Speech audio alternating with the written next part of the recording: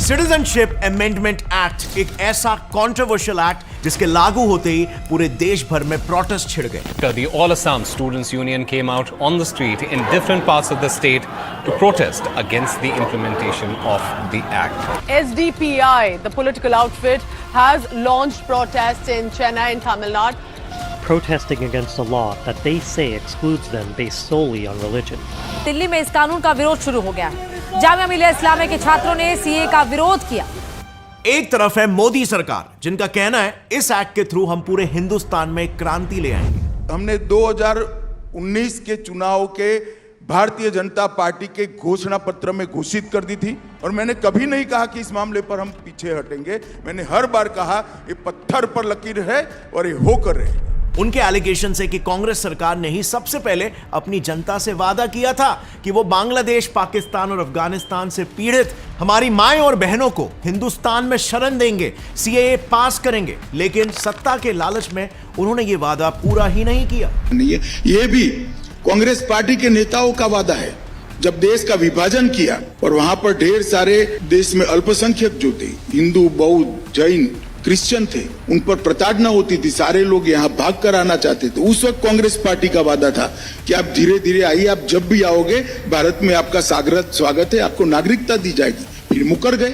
दूसरी तरफ है ऑपोजिशन पार्टीज, जिनका कहना है कि मोदी सरकार का सीएए कानून बिल्कुल ही गैर कानूनी है और यह बीजेपी की साजिश है हिंदुस्तान में मुसलमानों की नागरिकता छीन लेने की, मुसलमानों को एक सेकंड क्लास सिटीजन बनाने की और अंत में हिंदुस्तान को एक हिंदू राष्ट्र बनाने की. असदुद्दीन ओवैसी ने एक बड़ा आरोप लगा दिया है कि मुसलमान समुदाय को सेकंड क्लास सिटीजन बनाना चाहते हैं. और बीजेपी का हमेशा अगर निशाना रहा है तो मुसलमान रहा है. सीएए में भी अगर आप देखें तो चुन के सिर्फ मुसलमानों को निशाना बनाया है. सो आखिर सच्चाई क्या है? सीएए एग्जैक्टली कहता क्या है? क्या वाकई में इससे हमारे देश के माइनॉरिटीज को, स्पेशली मुसलमानों को डरने की जरूरत है क्योंकि अचानक से अब उनकी नागरिकता छीन ली जाएगी? क्या ये वाकई में मोदी सरकार की एक साजिश है सेक्युलर इंडिया को हिंदू राष्ट्र बनाने की? और फाइनली क्या ये बीजेपी का एक मास्टर ब्लो है 2024 के इलेक्शंस को जीतने का? वेल फ्रेंड्स, इससे पहले कि आप कोई भी ओपिनियन बना लो, आपको दोनों साइड के पर्सपेक्टिव्स को समझना होगा. आप किसी भी आर्ग्यूमेंट को प्रूफ या डिसप्रूफ कर ही नहीं सकते जब तक आप समझते ही नहीं हो कि वो आर्ग्यूमेंट एक्चुअल में आ कहां से रहा है. इंडियन पॉलिटिक्स नैरेटिव से चलता है और ये नैरेटिव्स दोनों साइड से चलाए जाते हैं, रूलिंग पॉलिटिकल पार्टी और ऑपोजिशन पार्टी दोनों साइड से. और ये नैरेटिव्स कई बार फैक्ट्स पर तो बेस ही नहीं होते या फिर इन्हें बढ़ा चढ़ाकर बताया जाता है आम जनता को मैनिपुलेट करने के लिए. अब क्लासिक एग्जाम्पल आपने देखा होगा, स्वरा भास्कर सीए को काफी एग्रेसिवली बैश कर रही थी, पर जब उससे सीए के डिटेल्स के बारे में पूछा गया कि एग्जैक्टली आपको किन क्लॉजेस से प्रॉब्लम है, आपने सीए पढ़ा भी है कि अच्छे से, तो जरा उनका जवाब देख लो. आपने एक्ट पढ़ा है स्वरा? मैं आपके लिए एक्ट लेकर आई. मैंने रेलेवेंट सेक्शंस पढ़े. और ऐसी ही कुछ कहानी है बॉलीवुड के कुछ सो कॉल्ड एक्टर्स की भी. इसके बारे में अभी शायद मैं बोलने लायक नहीं हूँ. ना मैंने बिल को पढ़ा है ना समझा है. बदकिस्मती ये है कि इंफॉर्मेशन पूरा हमारे पास है, तो इसीलिए उस पे टिप्पणी देना हमको लगता नहीं हमारी जगह है. I don't want to discuss details right now. Scream on top of my voice.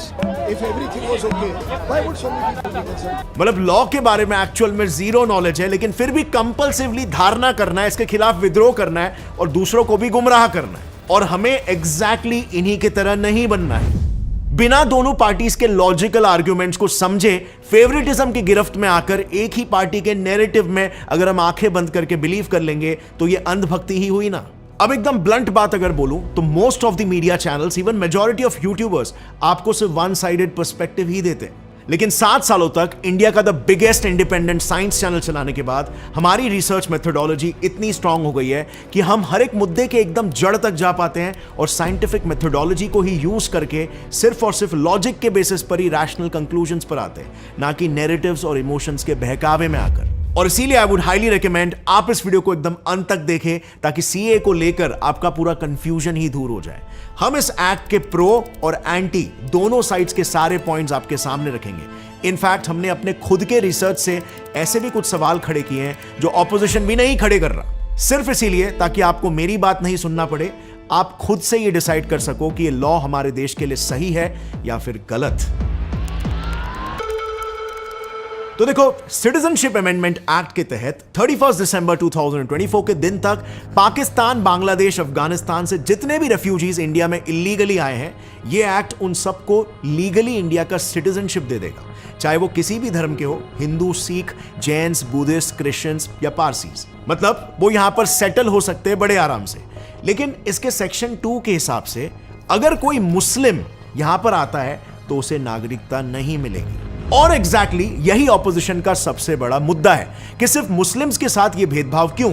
अब इनका दूसरा काउंटर पॉइंट या ब्लेम ये है कि सीएए बीजेपी की 2024 इलेक्शंस के लिए एक फाइनल मास्टर ब्लो होगा, एक final nail in the coffin जो 2024 इलेक्शंस को 100% जिता ही देगा। तो देखो, as we all know, election dates तो अभी अनाउंस हो ही चुके हैं। तो अगर बीजेपी ने इससे पहले नॉन मुस्लिम्स को सिटीजन बना लिया तो बीजेपी एक तीर से 2 निशाने लगा लेगी। मतलब इमेजिन करो, आप करीबन 70 ईयर्स से कंट्री में इलीगल इमिग्रेंट की तरह रह रहे हो और अचानक से फिर एक दिन आपको उस देश की नागरिकता मिल जाती है। आप तो किसी भी हालत में बीजेपी को वोट दोगे ही दोगे, राइट? और शायद इसीलिए मोदी जी इतने कॉन्फिडेंट थे कि इस बार तो बीजेपी आराम से 400 सीट ले आएगी। एनडीए को तो 400 पार कर पाई के रहेगा, लेकिन भारतीय जनता पार्टी को 370 सीट अवश्य देगा। अब इनका तीसरा ब्लेम यह है कि सीएए तो अनकॉन्स्टिट्यूशनल ही है। ऑपोजिशन स्पेशली कांग्रेस पार्टी का यह आर्गुमेंट है कि यह एक्ट लीगल ही नहीं है, इलीगल है, क्योंकि आर्टिकल 15 को क्लियरली वायलेट कर रहा है,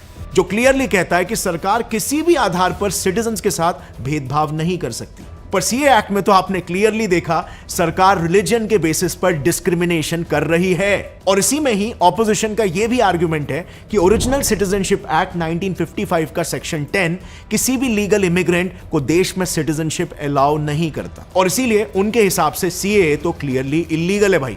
अब इनका चौथा मुख्य एलिगेशन यह है कि इस एक्ट से इंडिया एक क्राइम हब बन जाएगा। अरविंद केजरीवाल जी ने सीएए को इंडिया के लिए एक बड़ा खतरा बता दिया है, क्योंकि उनके मुताबिक अफगानिस्तान, पाकिस्तान और बांग्लादेश के लिए इंडिया के दरवाजे अब खुल जाएंगे, तो इससे हमारे देश में चोरी, डकैती और रेप्स जैसे क्राइम्स एकदम से बढ़ जाएंगे। सारी कानून व्यवस्था चरमरा जाएगी, चोरियां, डकैतियां, बलात्कार बढ़ेंगे हमारे देश के अंदर, पूरी कानून व्यवस्था, और पता नहीं कैसे कैसे लोग आएंगे वहाँ पे। सुरक्षा व्यवस्था, हमारे देश की सुरक्षा व्यवस्था का क्या होगा? चारों तरफ दंगे फैल जाएंगे। ये क्यों लाए हैं कानून? बता रहे हैं बीजेपी केवल अपना वोट बैंक बनाना चाहती है। 1-1.5 करोड़ लोगों को लाके एक बार ये सिलसिला चालू हो गया, एक बार दरवाजे खुल गए तो फिर बहुत बड़ी संख्या में पाकिस्तानी और बांग्लादेश से लोग भारत में आने लगेंगे। ये देश के लिए बेहद खतरनाक है। अब यह आर्गुमेंट भी काफी जेन्युइन लगता है, क्योंकि अगर आप देखोगे तो देश में जो भी इलीगल इमिग्रेंट्स आते हैं वो कोई ना कोई इलीगल काम जरूर करते हैं, क्योंकि उनके पास प्रॉपर डॉक्यूमेंट्स नहीं होते। अब मैसूर में भी पिछले ही साल की न्यूज है, कई बांग्लादेशी इलीगल इमिग्रेंट्स पकड़े गए थे। अब आमतौर पर होता ही है कि क्योंकि इन इमिग्रेंट्स के पास कोई लीगल डॉक्यूमेंट्स वगैरह नहीं होते, तो ये इंडिया में कोई जॉब या लीगली कोई बिजनेस वगैरह भी नहीं कर पाते, और इसीलिए ये काफी बार इलीगल कामों में भी लग जाते हैं, जैसे कि प्रोस्टिट्यूशन, ह्यूमन ट्रैफिकिंग। बांग्लादेश में तो कैटल स्मगलिंग का एक पूरा नेक्सस भी है, जो हाल ही में ही बस्ट हुआ। ऑल्सो फेक प्रोडक्ट्स बेचना, ये भी एक बहुत बड़ा स्कैम है जो इंडिया में काफी कॉमन हो गया है। इनफैक्ट ऐसा ही एक काफी बड़ा स्कैम तो मेरे खुद के साथ भी हो गया था। रुको, पूरी स्टोरी बताता हूं। कुछ महीने पहले कर्नाटका की हक्की पिक्की समुदाय से सेयोन जी और उनकी सिस्टर राधा जी मेरे से मिलने आई थी। ये कम्युनिटी एक्चुअली पहले जंगलों में शिकार किया करती थी, लेकिन वाइल्ड लाइफ प्रोटेक्शन एक्ट आने की वजह से गवर्नमेंट ने उनके शिकार पर बैन लगा दिया, जिसके बाद उन्हें अपने गांव के रिसोर्सेस को यूटिलाइज करके व्यवसाय शुरू करना पड़ा। उस गांव के जंगलों में रेयर जड़ी बूटियां पाई जाती थी, और इन्हीं जड़ी बूटियों से ये घर में मसाले और हर्बल ऑयल बनाकर बेचना शुरू कर दिए। अब इस सब में इनका आदिवासी हर्बल हेयर ऑयल काफी पॉपुलर हुआ, क्योंकि इससे लोगों के बालों का ग्रोथ काफी अच्छा हो रहा था। ग्रेइंग, डैंड्रफ, ये सारे प्रॉब्लम्स आज बहुत कॉमन हो रहे हैं, पर इस तेल में मौजूद जंगलों की नेचुरल जड़ी बूटियों की वजह से ये सारे प्रॉब्लम सॉल्व हो रहे थे। मोदी जी ने खुद इस कम्युनिटी की काफी तारीफ भी की। आज मुझे कर्नाटका के अपने हक्की पिक्की समुदाय के भाई बहनों से मिलने का अवसर मिला, लेकिन क्योंकि ये बेचारे सिर्फ घरों में जाकर या कोई एग्जीबिशंस में ही जाकर अपना तेल बेचा करते थे, तो कुछ स्कैमर्स ने इनके वीडियोस चुराकर उस पर अपना नकली तेल एकदम सस्ते में बेचना शुरू कर दिया। इससे एक मेहनती कम्युनिटी का काफी बड़ा नुकसान हो रहा था, but it doesn't stop over there. कुछ ही दिनों पहले इसी हक्की पिक्की समुदाय से सेओन जी भी मेरे से मिलने आए थे और उन्होंने मुझे बताया कि उनके तेल के साथ भी यही स्कैम हो रहा है। मार्केट में हक्की पिक्की कम्युनिटी के साथ इस ऑयल को लेकर काफी स्कैम्स हो रहे हैं, तो कैसे पहचाने कि एक फेक प्रोडक्ट क्या है और एक रियल प्रोडक्ट क्या है? तो सर, मैसूर में हक्की पिक्की कम्युनिटी के अलावा इस प्रोडक्ट को कोई भी मैन्युफैक्चर नहीं करता है। प्रोडक्ट आपको वंस ऑर्डर प्लेस करने के बाद एड्रेस डिटेल वेरीफाई कीजिए ताकि आपको ओरिजिनल प्रोडक्ट मिला है या नहीं आपको पता चलेगा। अब ये सुनकर मैंने अपने साइंस चैनल पर अवेयरनेस फैलाने के लिए एक वीडियो भी बनाया, लेकिन हद तो तब पार हो गई जब स्कैमर्स ने उस वीडियो को भी चुरा कर उसमें बिना परमिशन के मेरा फेस यूज कर सिर्फ उनके ओरिजिनल आदिवासी नीलांबरी हेयर ऑयल के जगह पर अपना तेल का फोटो चिपकाकर नकली तेल ऑनलाइन बेचना शुरू कर दिया। देखो फ्रेंड्स, अगर आपको मेरा कोई भी ऐड मेरे चैनल्स के अलावा किसी दूसरे चैनल या प्लेटफॉर्म पर दिखता है, स्पेशली फेसबुक पर, तो ये फेक एड्स है। इन्हें पेड चलाकर वायरल किया जा रहा है ताकि स्कैमर्स अपना नकली माल बेचे ट्रस्ट के साथ। अब इससे ओरिजिनल माल बनाने वाली आदिवासी कम्युनिटी का कितना नुकसान हो रहा है आप समझ सकते हो। अब ऐसी हालत को देखकर उसी आदिवासी कम्युनिटी के कई सारे फैमिलीज कॉस्ट कटिंग करके कमर्शियल तेल बनाने लग गए, लेकिन उनमें से कुछ 10 से 12 ही ऐसे परिवार हैं जो आज भी इस तेल को कमर्शियली नहीं बल्कि घर में ही काफी ट्रेडिशनली बना रहे हैं, और जिस वजह से उनके ही तेल के रिजल्ट्स बेस्ट है। यहाँ पर सियोन जी और उनकी फैमिली एक ऐसी फैमिली है जो अब भी ओरिजिनल और हाई क्वालिटी तेल बना रही है। इनके 3 महीने के ऑयल के कोर्स का चार्ज है 1500 रुपीज, और इसके अलावा अगर कोई ये तेल सस्ते में बेच रहा है तो that may be a fake product. So अगर आप रियल तेल खरीदना चाहते हो तो कोई भी ई-कॉम साइट से पहले मत खरीदो। दूसरा, सेलर को वेरीफाई करने के लिए आप यहाँ पर वीडियो कॉल भी कर सकते हो जो स्कैमर्स नहीं अलाउ करते। नंबर्स है +91 807 297 7032 और 8867 505587। और तीसरा, अगर ये प्रोडक्ट आपके लिए वर्क नहीं किया तो आप इसे एक रिटर्न एड्रेस में रिटर्न भी कर सकते हो जो स्कैमर्स नहीं अलाउ करते। सो होपफुली आप अभी रियल और फेक हेयर ऑयल में डिफरेंशिएट कर पाओगे। And now let's jump back to our topic. So अब बढ़ते हैं ऑपोजिशन के 5वें और आखिरी मेजर एलिगेशन की ओर, जिसके बाद हम बीजेपी के साइड ऑफ द स्टोरी को भी कवर करेंगे। सो 5वां एलिगेशन ये है कि बीजेपी सीएए के थ्रू भारत को एक धर्मशाला बना देगी। सो अब तक इंडिया ने ग्लोबल लेवल पर हमेशा से एक ही स्टैंस रखा है कि इंडिया कोई धर्मशाला नहीं बनेगा, और इसी वजह से ही इंडिया 1951 के यूएन चार्टर फॉर रेफ्यूजीज का सिग्नेटरी भी नहीं है, जो ये कहता है कि आपको रेफ्यूजीज को अपने देश में शरण देना पड़ेगा। एंड इंडिया के इस मूव का रीजन भी काफी सिंपल और वैलिड था। आप हमारे आसपास किसी भी देश की हालत देख लो, सारे देश काफी अनस्टेबल है, और इंडिया भी तो एक डेवलपिंग कंट्री है। तो अगर हम हमारे नेबरिंग कंट्री से रेफ्यूजीज को यहां पर आने देते हैं तो करोड़ों लोग एक साथ से इंडिया में आ जाएंगे, जिनके लिए हमारे पास यहां पर रिसोर्सेज नहीं है। तो अब सवाल यहां पर यह आता है कि आज सरकार सीएए के थ्रू इंडिया को एक धर्मशाला क्यों बना रही है। अब फ्रेंड्स, ऑपोजिशन पार्टीज के साइड का पर्सपेक्टिव तो आप जान ही गए हो, बट मैंने आपको शुरुआत में ही कहा था कि अपना ओपिनियन बनाने से पहले हमें दोनों साइड के पर्सपेक्टिव्स को जानना बहुत जरूरी है, और इसीलिए ये तो हमने देखा सिक्के का सिर्फ एक साइड। तो अब जानते हैं सिक्के के दूसरे साइड, मतलब जो इस एक्ट को सपोर्ट कर रहे हैं उनका क्या कहना है। तो उसके लिए ना हम सीएए लॉ को ही एक बार अच्छे से वंस एंड फॉर ऑल समझ लेते हैं। 11 दिसंबर 2019 को the citizenship amendment act parliament से पास हुआ, बट एक्चुअली अगर देखें तो ये लॉ कोई नया लॉ नहीं है। ये 1955 के एक ऑलरेडी एग्जिस्टिंग एक्ट में एक छोटा सा चेंज है, एक अपडेशन है। सो 2019 के पहले, क्योंकि सिटीजनशिप एक्ट 1955 लागू था, तो तब इंडिया में नागरिकता पाने के लिए सिर्फ यही 5 तरीके थे, जो अभी भी after this new amendment applicable रहेंगे। बट अब 2019 में CAA पास होने से 2 चेंजेस हुए हैं। पहला, टाइम का, मतलब लीगली सिटीजनशिप पाने के लिए जो एटलीस्ट 11 साल का टाइम पीरियड लगता था वो अब घटकर 5 साल का कर दिया जाएगा। दूसरा मॉडिफिकेशन है इलीगल माइग्रेंट्स का। इससे पहले हमारे नेबरिंग कंट्रीज से आए कोई भी धर्म के इलीगल इमिग्रेंट्स सिटीजनशिप अप्लाई ही नहीं कर सकते थे, पर अब इस अमेंडमेंट के बाद 31 दिसंबर 2024 तक आए इलीगल इमिग्रेंट्स भी अगर 5 सालों से ज्यादा इंडिया में रह रहे हैं तो वो लीगली इंडियन सिटीजनशिप के लिए अप्लाई कर सकते हैं, और फिर चाहे वो हिंदू हो, सिख हो, पारसी या क्रिश्चियन।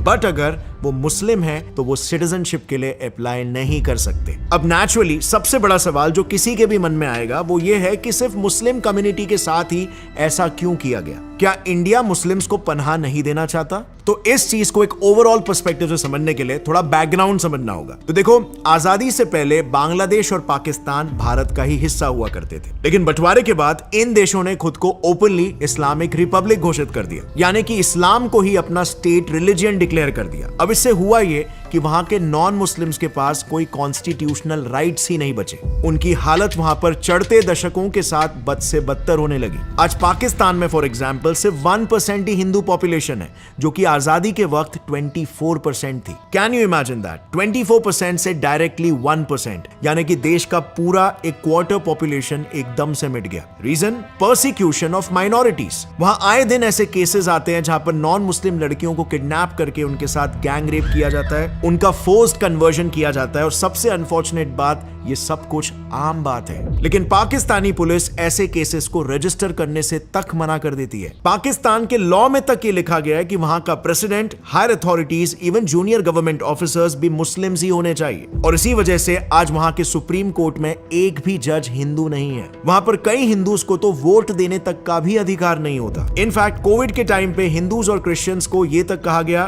कि अगर उन्हें राशन चाहिए तो इस्लाम में कन्वर्ट हो जाओ। और यही सेम हाल आज बांग्लादेश में भी है। इनका भी कॉन्स्टिट्यूशन फंडामेंटली इस्लामिक रिलीजन को लेकर बायस्ड है, जिससे नॉन मुस्लिम्स को वहां पर कोई राइट्स नहीं मिलते। और वहां पर भी हिंदू पॉपुलेशन आज 30% से घटकर सिर्फ 7% हो चुकी है। इनफैक्ट इसी विषय पर एक किताब भी लिखी गई जो ये कहती है, अगर इस डिस्क्रिमिनेशन को जल्द ही रोका ना जाए तो आने वाले 30 सालों में बांग्लादेश में एक भी हिंदू नहीं बचेगा।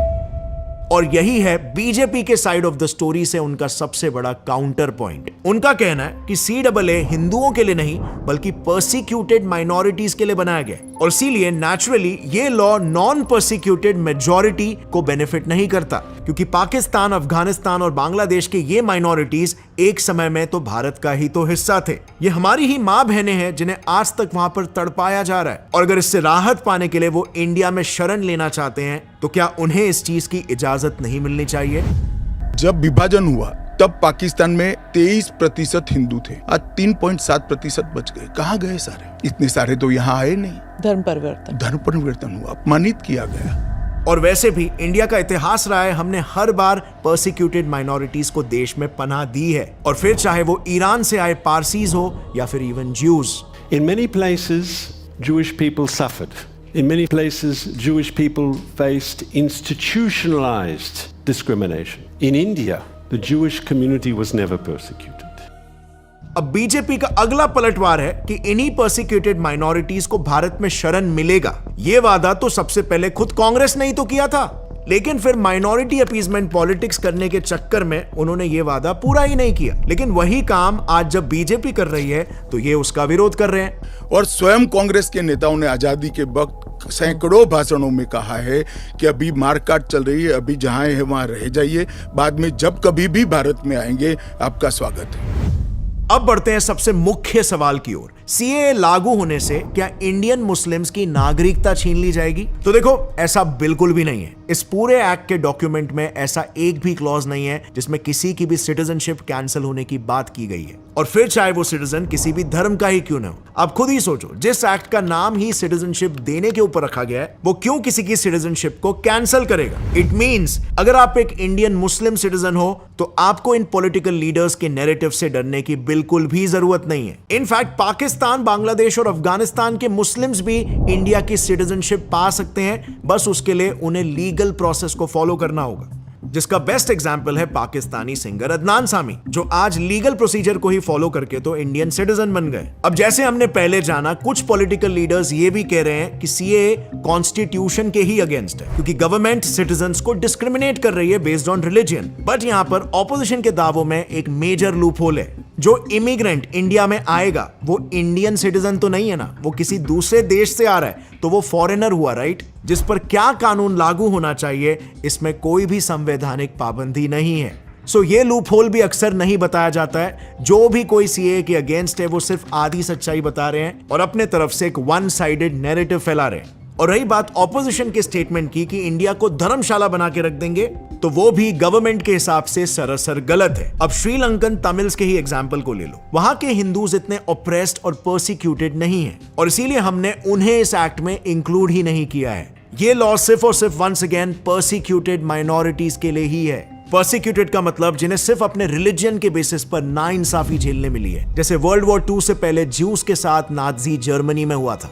लेकिन हाँ, इस पूरे मुद्दे पर ऑपोजिशन ये बात बिल्कुल सही कह रही है कि CAA लागू होने के बाद हिंदू वोट इंक्रीज होगा। अब देखो, हाइपोथेटिकली गिवन सम टाइम इन देशों से 1.5 करोड़ हिंदू आ जाते हैं, तो उनमें से most if not all BJP को ही वोट देंगे। तो बीजेपी इजीली 11 सीट एक्स्ट्रा जीत सकती है, क्योंकि DTE के हिसाब से एक सीट जीतने के लिए मिनिमम 14 से 15 लाख वोट लगते हैं। एंड फाइनली रही बात अरविंद केजरीवाल जी की कि इंडिया में क्राइम्स बढ़ जाएंगे, तो देखो ये रेफ्यूजीज ऑलरेडी इंडिया आ चुके हैं। 2014 के पहले से भी कई यहाँ पे रह रहे हैं, और अगर डेटा देखा जाए तो 2014 के बाद से तो उल्टा इंडिया में क्राइम रेट्स कम हो रहे हैं। दिल्ली के चीफ मिनिस्टर हैं, वो कहते हैं, वो सवाल उठा रहे हैं, उन्होंने कहा अंधाधुंध लोग आएंगे, बीजेपी उन्हें नागरिकता देगी, उससे थेफ्ट, रॉबरीज, रेप बढ़ जाएगा। दिल्ली के मुख्यमंत्री, उनको मालूम नहीं है कि ये सारे लोग आ चुके हैं, आज भारत में ही रह रहे हैं, सिर्फ इनको अधिकार नहीं मिला है, वो अधिकार देने की बात है। 2014 तक जो आ गए इनको नागरिकता देनी है, और इतनी ही चिंता है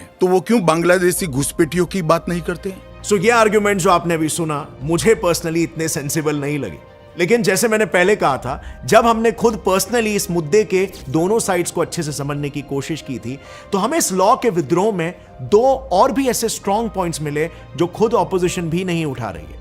इसमें कोई धर्म या जाति का मुद्दा नहीं है, लेकिन मेरे हिसाब से ये उससे भी बड़ा मुद्दा है, क्योंकि ये बात है हमारे देश की नेशनल सिक्योरिटी की, थ्रेट टू इंडिया की। सो पहला डिसएडवांटेज जो मुझे पर्सनली लगता है एक थ्रेट में कन्वर्ट हो सकता है, वो है नेचुरलाइजेशन पीरियड। सो नेचुरलाइजेशन पीरियड एक ऐसा प्रोसेस है जिससे 11 साल इंडिया में रहकर कोई फॉरेनर भी इंडियन सिटीजनशिप के लिए एलिजिबल हो जाता है। अब बीजेपी ने 2019 के CAA से इस टर्म को 11 साल से सिर्फ 5 साल का कर दिया है, जो प्रॉब्लमैटिक हो सकता है, क्योंकि अगर यूएस जैसे देश को देखें तो उनका नेचुरलाइजेशन पीरियड है 134 इयर्स। इतना कोई जिंदा भी रहता है क्या? यूएई में भी जहां इतने इंडियंस हैं, वहां ये पीरियड 30 इयर्स है। सो इंडिया का सिर्फ 5 साल में सिटीजनशिप दे देना, क्या ये वाकई में सही है? क्योंकि ये प्रोसेस अगर इजी और शॉर्ट हुई तो रेफ्यूजीज और माइनॉरिटीज एकदम से इंडिया आएंगे ही। पर इसी प्रॉब्लम के बारे में तो हमने पहले भी डिस्कस किया कि इंडिया के पास उतने रिसोर्सेस ही नहीं है, एटलीस्ट फॉर नाउ। और दूसरा थ्रेट जो इस एक्ट से महसूस होता है वो है नेशनल सिक्योरिटी थ्रेट। आप ही अगर सोचो, अगर कोई भी ISI एजेंट कल को हिंदू, सिख या पारसी बनकर इंडिया आ जाता है और बताता है कि मैं 2014 से पहले से यहां पर रह रहा हूं, तो मुझे सिटीजनशिप चाहिए, तो इंडिया उस माइनॉरिटी के भेस में कोई एंटी नेशनल नहीं है, इसको नक्की वेरीफाई कैसे कर पाएगा? और अगर सही से फर्क नहीं हो पाया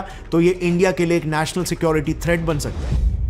ऑलरेडी इंडिया की सिक्योरिटी एजेंसीज ये ओपनली बता चुकी है कि खालिस्तान प्रोटेस्ट के लीडर अमृतपाल सिंह ISI के प्लांटेड एजेंट थे। रशिया की इंडियन एम्बेसी में भी ISI प्लांटेड एजेंट के बारे में हमें 14 सालों के बाद मालूम पड़ा। और इंडिया के रॉ एजेंट जैसे अजीत डोवाल जी भी तो 7 सालों तक पाकिस्तान में ही मुसलमान बनकर ही तो रह रहे थे, और उन्हें भी कोई पहचान ही नहीं पाया। और इसीलिए इन मुद्दों पर ना सिर्फ ऑपोजिशन को बल्कि हमें भी सवाल उठाना चाहिए, क्योंकि गवर्नमेंट का कहना है कि जितने भी लोगों को नागरिकता मिलेगी वो आपके और मेरे जैसे देश के बड़े बड़े प्रोफाइल्स जैसे कि MP, MLA, यहां तक कि प्राइम मिनिस्टर तक बन सकते हैं। अब हाँ, हम सिक्योरिटी और प्रोसीजर फॉर सिटीजनशिप को काफी स्ट्रिंजेंट बना सकते हैं, लेकिन यार आधार कार्ड मिलने का प्रोसीजर भी तो काफी स्ट्रिक्ट है। लेकिन फेक आधार कार्ड तो फिर भी बन ही रहे, और वो भी लाखों की संख्या में, हजारों की तादाद में इलीगल बांग्लादेशी, पाकिस्तानी लोग पकड़े जाते हैं जो 2000-3000 रुपए में फेक आधार कार्ड बनाकर रातों रात इंडिया के लीगल सिटीजन बन जाते हैं। और इसीलिए ये मेरे हिसाब से एक बड़ा नेशनल सिक्योरिटी थ्रेट हो सकता है अगर इस पे ध्यान नहीं दिया तो।